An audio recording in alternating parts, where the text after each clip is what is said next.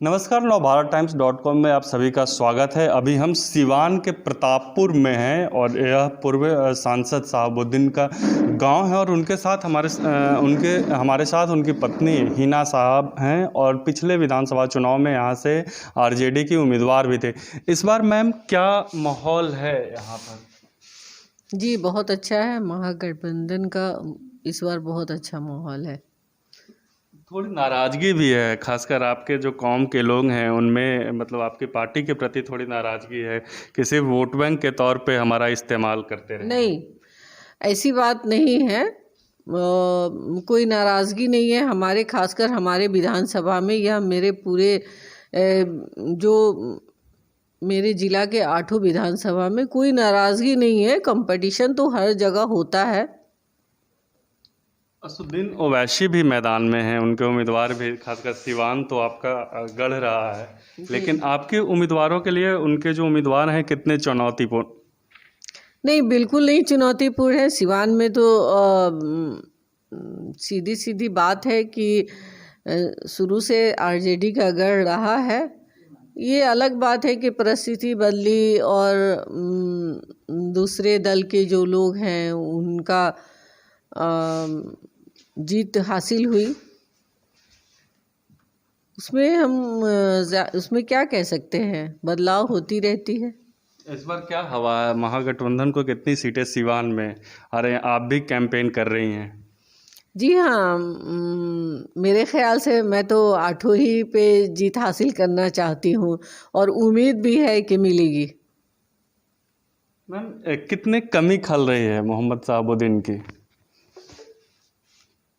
जी, राजनीति और वो फैमिली में दोनों में बहुत बड़ी कमी है। उस कमी को हम पूरी नहीं कर सकते। अभी हाल में उनके पिताजी का निधन हुआ था, तो शायद चर्चा थी कि पैरोल पे बाहर आ सकते हैं। जी तो आ रहे हैं क्या? देखिए, अब तो न्यायालय का है। न्यायालय से हमें उम्मीद है। हम लोगों ने शुरू से ही न्यायालय पे भरोसा रखा है, तो ऊपर वाला चाहेगा। 3 तारीख को डेट है, अगर मिलना चाहे तो मिल सकता है। क्योंकि हमारी जो ये पैरोल की जो प्रक्रिया है तो वो तो हमेशा से मतलब जो जेल मैनुअल से है, 8 चीज़ों में पैरोल मिलनी ही चाहिए, चाहे वो कोई भी कैदी हो, सज़ा याफ्ता हो या बगैर सज़ा याफ्ता हो, दोनों को पैरोल मिलता ही मिलता है।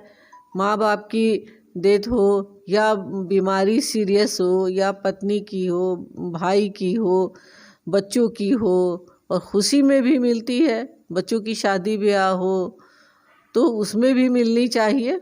मुझे उम्मीद है न्यायालय से मुझे मिलेगा। दूसरा एक चीज़, जब 2016 में उनको जमानत मिली थी, तब जिस तरीके से भव्य स्वागत हुआ था, भागलपुर सेंट्रल जेल से जब निकलकर सिवा तक आए थे, तो फिर अगर इस बार आते हैं तो उसी तरह की तैयारी होगी, क्योंकि जिस तरीके से उनका स्वागत हुआ था और जो भीड़ उमड़ी थी उस पर काफ़ी विवाद हुआ था, और ख़ासकर जिस तरीके से जो विरोधी लोग हैं वार किए थे, उस तरीके से आपकी पार्टी उन्हें डिफेंड नहीं कर पाई थी। देखिए, पार्टी की तो बात अलग है।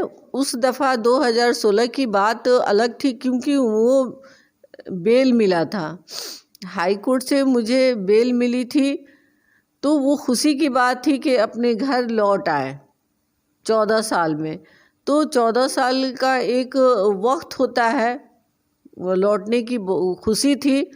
और जायज़ सी बात है कि जो इंसान 20 साल तक पॉलिटिक्स करता है और जो अपने कॉलेज के वक्त से ही पॉलिटिक्स में ना रहकर सेवा भाव से सभी की खिदमत में लगे रहते थे, तो सभी की मोहब्बत थी। पूरे हमारे हिंदुस्तान भर से सभी को खुशी थी, तो सभी लोग शामिल हुए थे, इसलिए लंबा काफिला हो गया था। लेकिन इस बार अलग बात है।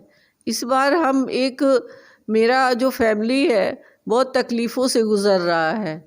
हमारे यहाँ 3 हादसे हो गए एक ही साल में, तो अब पैरोल नहीं मिला। उम्मीद है इस बार कहीं जो हम लोग के यहाँ वो 40वां का फातिहा होता है, अभी उनके फादर का अभी हम लोगों को करना था, हम लोगों ने 27 का डेट दिया था, लेकिन घर में कोई गार्जियन नहीं होने की वजह से नहीं हुआ। तो उम्मीद है कि गार्जियन की ज़रूरत होती है, क्योंकि घर में हमारे जो बड़े थे वो चले गए, तो हमारे यहाँ कोई बड़ा गार्जियन नहीं है, तो उनके रहते में ये होता है फातिहा जो है 40 का। इसलिए हम लोगों ने डेट आगे बढ़ा दी, उसमें बढ़ाई जा सकती है, कोई मुश्किल नहीं है, पर उनका आना ज़रूरी है। मुझे भी लगता है कि इस बार मिलेगा।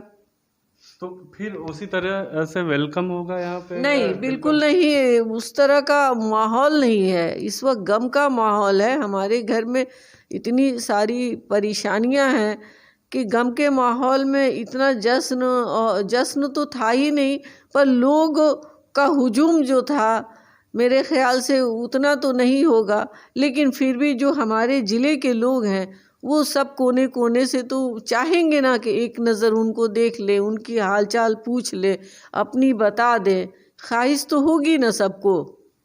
लेकिन एक और सवाल है कि जिस दौर से अभी आपका परिवार गुजर रहा है, तो तेजस्वी यादव जब से मोर्चा संभाला, कभी मतलब आप लोगों से बातचीत होती है या यहाँ पे खैर खिदमत मतलब हाल जानने आए जब सिवान दौरे पर आए तो? नहीं नहीं, बातचीत तो हमेशा होती है, और अभी तो दौरा उनका हुआ ही नहीं सिवान का। सिवान का दौरा जो हुआ था बीच में, तो वो तो आए ही थे मेरे यहाँ, जिस वक्त मेरे फादर इन लॉ जिंदा थे। आपकी लड़की की भी मतलब राजनीति में एंट्री की बात कही जा रही है, कई जगहों पे सक्रियता उनके दिखी भी है, तो है क्या? नहीं, मेरे बच्चे का ऐसा कोई राजनीति में एंट्री नहीं है। अपने विधानसभा में अपने दोस्तों के साथ, अपने लोगों के बीच में जाना आना हो रहा है। जो छोटी बड़ी कहीं पे रह जा रही हैं, मान मनोबल नहीं कहते हैं, पॉलिटिक्स में लोग छोटी छोटी बातों को ईगो बना लेते हैं, तो जायज़ सी बात है कि इसी सरजमी का वो है, तो उसको भी ख्वाहिश है कि जब हम लोग उसके तो दादा हुए हरिशंकर दादा को, वो चाह रहा है कि भारी से भारी मतों से वो जिताए, उनकी जीत सुनिश्चित हो। युवाओं में काफ़ी क्रेज है। मुझे याद है करीब 2 साल पहले की घटना है, एक बार वो पटना यूनिवर्सिटी में जब छात्र संघ का चुनाव चल रहा था तो गए थे, तो काफ़ी हुजूम उमड़ा था। तो इस बात का संकेत माना जाए कि अभी नहीं, ठीक है, अगले चुनाव या 1 डेढ़ 2 साल में फिर राजनीति में आएंगे फुल टाइम पॉलिटिक्स में? नहीं नहीं, ऐसी कोई बात नहीं है। अभी तो उसके एजुकेशन चल रहे हैं, और पॉलिटिक्स में आना ना आना उनका अपना फैसला होगा। अभी मेरी फैमिली में ऐसा कोई इरादा नहीं है। इस बार आपकी भी चर्चा था कि आप भी मतलब विधानसभा चुनाव लड़ सकती हैं लोकसभा चुनाव के बाद, तो मतलब क्या हुआ? नहीं, वो चुनाव लड़ने की नहीं थी। हमारे माननीय राष्ट्रीय अध्यक्ष लालू जी का मैसेज आया कि मतलब चुनाव हम अपने विधानसभा से लड़े तो बहुत अच्छा रहेगा। थोड़ा सा दूसरे दल के लोग मैसेज को फैला दिए थे कि माननीय हरिशंकर जी जो विधायक हैं वो नहीं जीत पाएंगे, तो उनको भी थोड़ा सा कन्फ्यूज़न हो गया था। इसीलिए उन्होंने मुझे मैसेज करवाया कि कह दो कि वो हिना को कि वही अपना नामांकन करे, लेकिन ऐसी बात नहीं थी। विधानसभा जो हमारे माननीय विधायक हैं वही लड़ रहे हैं, मैं उनके साथ हूँ। तो फिर 2024 की तैयारी आप करेंगे? अभी कोई इरादा नहीं है, आगे देखते हैं, जो जैसे हमारे पार्टी का होगा सोच, उसी सोच के साथ मैं भी रहूँगी। तो आपको लगता है कि हर मोर्चे पे आपके साथ पार्टी खड़ी है? मतलब जिस तरीके से लालू यादव करते थे, जो सांसद थे उनका डिफेंड, उनके लड़के मतलब ऐसा कुछ नहीं दिखता है। देखिए, अभी उन्हें मौका नहीं मिला है डिफेंड करने का। मौके मिलेंगे तो वो भी करेंगे। 2016 में तो मिला था जब सरकार में नहीं, तो लालू जी भी तो बाहर थे, तो उन्होंने कहा ही था कि हाँ मैं ही उसका नेता हूँ। वो साहबू ने ठीक कहा, उन्होंने तो कहा था। ऐसा तो नहीं कि उन्होंने कहा कि नहीं वो गलत बोला है या गलत तरीके से इसको क्या। हमने तो उन्हें मुख्यमंत्री माना ही, माननीय नीतीश कुमार जी को, लेकिन जो नेता की बात थी तो नेता नहीं माना, क्योंकि हम जिस पार्टी के हैं, मेरा जो वसूल है उस वसूल के साथ हमारे माननीय लालू जी ही नेता हैं। अब आप लोग को नीतीश कुमार पे भरोसा होता है? देखिए, भरोसे की बात नहीं है, भरोसा क्या है, जो उनका काम रहा है 15 साल में वो सभी को दिख रहा है। और दूसरा, एक सिवान में माले से आप लोगों का काफ़ी अदावत रहा। इस बार मतलब वोट साथ साथ हैं दोनों, तो क्या चुनौती है, मतलब कैसे अपने समर्थकों को समझाएंगे? क्योंकि काफ़ी माले के लोग भी काफ़ी मोहम्मद शहाबुद्दीन का विरोध करते थे और कई ऐसी घटनाएं घटी सिवान में जिसको लेकर काफ़ी चर्चाएं भी हुई थी। देखिए, माले का अपना एक सिद्धांत रहा है, उन्होंने भी, वो सोशलिस्ट हैं, हमारी भी सोच सोशलिस्ट की है। हम कभी किसी जाति धर्म के प्रचार प्रसार में नहीं रहे। हम सभी को एक समाज के एक आसमान के नीचे जितने भी लोग हैं हमारे ज़िले में, सब मेरे अपने हैं, सबको मैं एक समान देखती हूँ और एक ही समान संबोधन भी करती हूँ। आज तक आपने कभी मेरी भाषा को नहीं देखे होंगे कि मैं किसी दल के नेता का नाम लेकर उस पर तीखा प्रहार करूं, कभी करती हूँ? तो सिवान जिले के जितने भी हमारे लोग हैं सब मेरे अपने हैं। रह गई माले की बात, वो दौर अलग था, ये दौर अलग है। अभी हम लोग गठबंधन में हैं और उन लोगों की जो सोच है, जो ज़मीनी उन लोगों की पकड़ है, वो हमारे पार्टी के लिए अच्छी है, और मेरी जो पार्टी की जो सोच है, जो ज़मीनी पकड़ है, जो सभी समुदाय को लेकर चलते हैं, वो उनके लिए फ़ायदा है। इस बार वोट मांगने जाएंगे भाकपा माले के जो उम्मीदवार हैं उनके लिए? जी, हम कल गए थे जीरादेई में अमरजीत कुशवाहा के लिए, तो और एक रोज़ हम लोग धुरौंदा में भी गए थे हम अमरनाथ यादव के लिए। अच्छा, अभी जो आपके खासकर जो आपके कोर वोटर हैं, जो मुस्लिम वोटर हैं, यादव वोटर हैं, उनके बीच में एक जो मैसेज स्प्रेड है कि मतलब शहाबुद्दीन की अनदेखी हुई है पार्टी में अब, तो उनको कैसे आप समझा रही हैं? देखिए, अनदेखी और देखी की बात अलग है और न्यायालय का मसला अलग है। अब हमारे लोग इनोसेंट हैं, वो लोग कहते हैं कि वो क्यों जेल में हैं, जब वो पार्टी के लिए इतना मेहनत एज जे हम लोग सभी को जोड़ने का काम करते हैं, तो वो जेल में क्यों हैं? जेल का से छोड़ना न्यायालय का काम है ना। न्यायालय हमें छोड़ेगी तो हम घर आएंगे, न्यायालय पकड़े रहेगी, नहीं बेल देगी तो जेल में रहेंगे। इसमें पार्टी की क्या भूमिका है?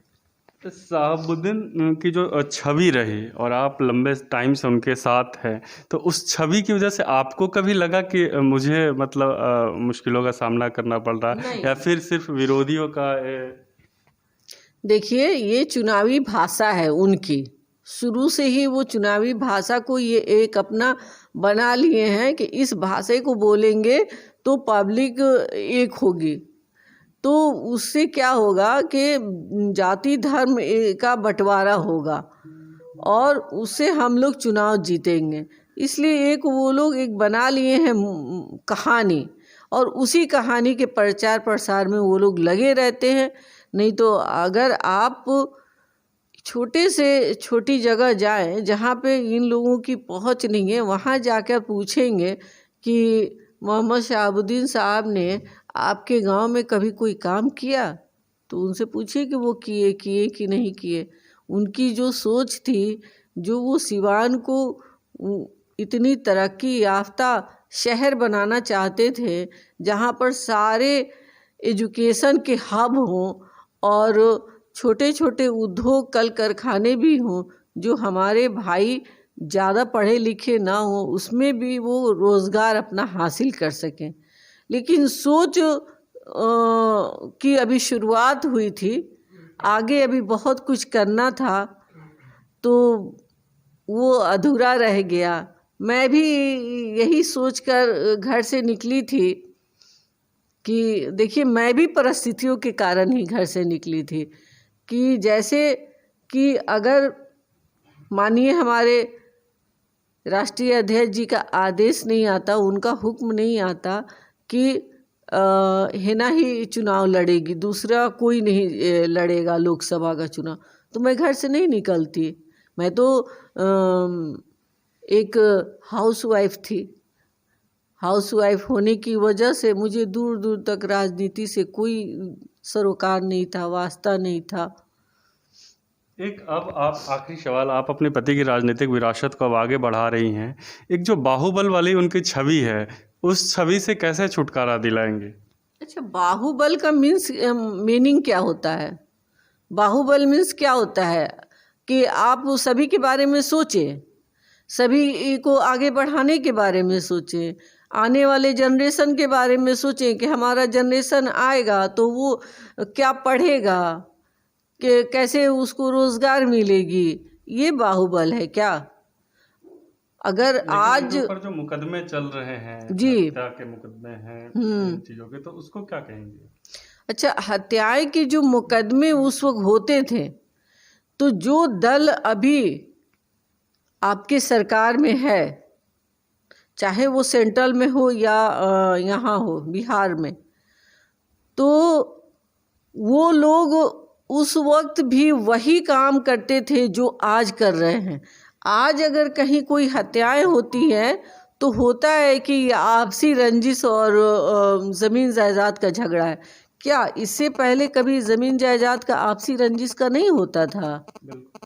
आज अगर हमारी बच्चियों के साथ गलत हो रहे हैं तो क्या इसमें इन लोगों का नहीं है रोल? इन लोगों को नहीं बचाना चाहिए? इसका मतलब है सीधे सीधे, जैसे आपने मुजफ्फरपुर का कांड सुना होगा। मुजफ्फरपुर में कौन था? माननीय नीतीश जी की जो उनकी विधायिका और मंत्री थी, उनके पति थे। अगर उसमें इस गंदी हरकत में हमारे कोई पार्टी का होता छोटा सा भी वर्कर, तो इस वक्त इतना बड़ा हवा बना रहता कि हम लोग मुंह दिखाने के काबिल नहीं रहते। तो आज भी एक भी पेपर और मीडिया से में वो टीवी में एक भी दिन ऐसा खाली नहीं जाता है कि सिवान के किसी कोने में हत्याएं ना हुई हों और किसी बच्ची के साथ उसकी ज़िंदगी ना लूटी गई हो। होती है कि नहीं? जब से ये नीतीश सरकार बनी है 15 साल में, हमारी माँ बहनों की इज्जत की धज्जियाँ उड़ा दी गई हैं। आप देखें, पटना में हमारी माँ बहनें जाती हैं, चाहे वो सेविका हो, सहायिका हो या नॉन टीचर हो, उनके साथ क्या होता है? मान सम्मान दिया जाता है, उन्हें कुर्सी दी जाती है, लीजिए बैठिए, आइए नाश्ता करिए और माननीय नीतीश जी आ रहे हैं आपसे मिलने। ऐसा हुआ है कभी? कभी उनके ऊपर लाठियाँ बरसाई जाती हैं, कभी उनके ऊपर पानी का फव्वारा छोड़ा जाता है। क्या मुझे तकलीफ़ नहीं होती है? यही कोरोना काल है जो हम लोग मार्च से पहले से झेल रहे हैं। प्रधानमंत्री जी को पता था कि जनवरी में ही एक पेशेंट पॉजिटिव मिल गया था कोरोना का, तो उन्हें क्या ज़रूरत थी आपके अमेरिका के राष्ट्रपति को बुलाने की फरवरी में? कोरोना अगर रोकना था तो आप फ्लाइट को उसी वक्त क्यों नहीं बंद कर दिए? ना कोई जाएगा ना आएगा। सबसे ये अहम और बड़ी सवाल है।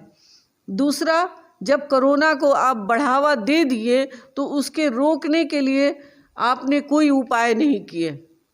जिसको कोरोना पॉजिटिव होता था, पता नहीं होता था कि नहीं होता था, उन्हें आप स्कूल में बंद कर देते थे। स्कूल का स्कूल आपने लॉक कर दिया और सारे पेशेंट को वहाँ रख दिया जो लोग बाहर से आते थे, चाहे वो कोरोना हो या ना हो। ना वहाँ पे 3 टाइम का खाने का इंतज़ाम, ना पानी पीने का इंतज़ाम। आप गए थे अच्छे खासे हट्टे कट्टे, जब 14 दिन के बाद निकलते हैं तो लकड़ी होके निकलते हैं। क्या इसका जवाब है माननीय नीतीश जी के पास? एक मैं महिला होने का मैं अपनी दर्द को बयान कर रही हूँ। उसमें हमारी माँ बहनें बच्चियाँ जब पैदल जगह जगह से आ रही थीं, पूरे जहाँ जहाँ लोग काम करने, हमारे बिहार की बात मैं कर रही हूँ, बिहार के सारे मज़दूर यहाँ पे रोज़ी रोज़गार नहीं होने की वजह से दूसरे स्टेट में जाते हैं काम करने और वहाँ से नंगे पैर, चप्पल भी टूट जाता है, पैर में बड़े बड़े छाले पड़ते हैं, कहीं कोई इंतज़ाम नहीं सवारी का, और उसमें वो पैदल चल के चंदा लगा के भीख मांग कर वो एक ट्रक करते हैं। ट्रक पे 100 लोग आते हैं बैठ के गुथम गुथी करके, और वहाँ पे उनको रास्ते में खाने पीने का कोई इंतज़ाम नहीं, एक दूसरे का सोचे कि वो लोग नोच के खा ले। ऐसी हालात है, अभी भी है। और जो बीच में थी वो तो ऊपर वाला ही जानता है कि किस दर्द से हमारे लोग गुजरे हैं। तो क्या वो इंसान नहीं थे? क्या वो वोटर नहीं थे? आज उनको प्रवासी मजदूर कहा जाता है। अपने ही शहर में अपने ही गांव के लोग होकर वो प्रवासी हो गए। बिल्कुल, तो हिना साहब ने खुलकर तमाम चीज़ों पर अपनी राय रखी है और इन्हें उम्मीद है कि पैरोल पे 3 नवंबर को सुनवाई है और उसके बाद मोहम्मद शहाबुद्दीन एक बार फिर से सिवान आएंगे। अपने सहयोगी सत्यकाम, अभिषेक और दिनबंधु सिंह के साथ मुनेश्वर कुमार, सिवान से।